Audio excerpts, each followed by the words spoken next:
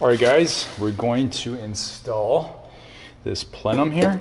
Let's get some light on here. There we go, right there. It comes with this little adapter seal, and that's pretty much it inside. I'm not sure if it's going to get any power gains, but we will find out. You know, who knows? You can maybe lose horsepower, but at least it looks cool, right?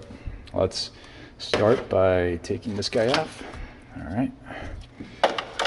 So there we go, and one bolt there, unclip that, undo these, and then we'll go on from there.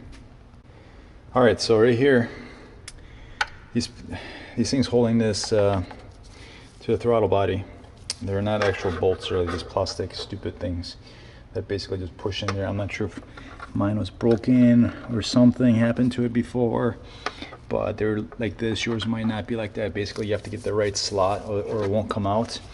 See that slot in there? So again, another stupid Porsche thing with plastic bolts instead of real bolts.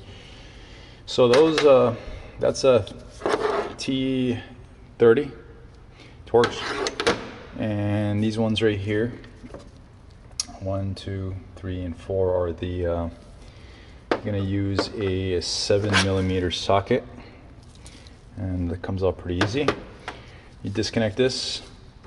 As you can see here, that I might put some more electrical tape around there for protection on the wires. It doesn't look like it has enough. Gonna have to take out the sensor, and after that, underneath we got that thing. So I think I'm gonna just undo it with the smaller bolt there at the socket, and then disconnect that tube, and then pull out this whole thing, and then start fiddling out, putting the other stuff back together.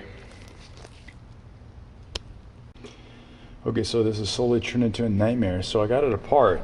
That's not hard.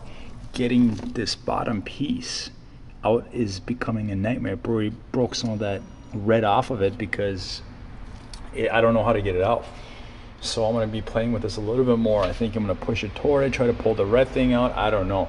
It's not going either way. So might have to buy a new, worst case scenario, if I can't get it out, I'm gonna have to buy a new piece and then put this back together and do it another day, but let's see if I can do it.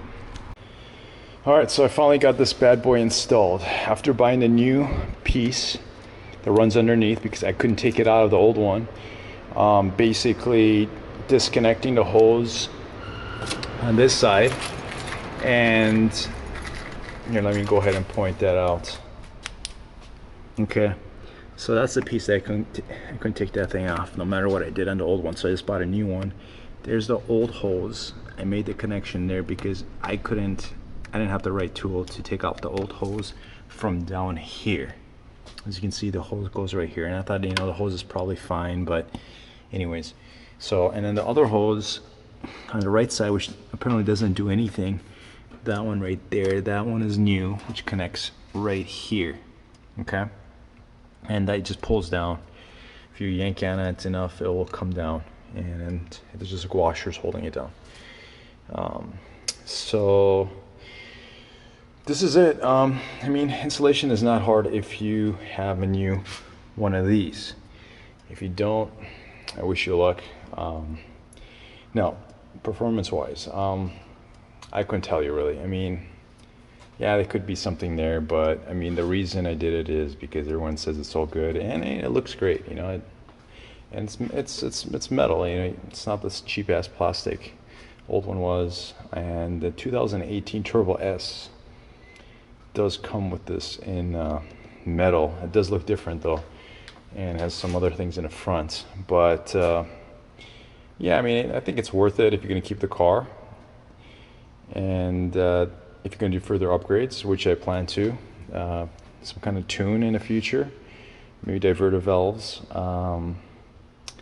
It does have the secondary cats already removed on this, so who knows, you know, we could be sitting at 520 horsepower, give or take, and it's good enough for now. But yeah, if you guys are considering this, it is made in the USA. I do appreciate that. Not made in China. And it's not made out of plastic.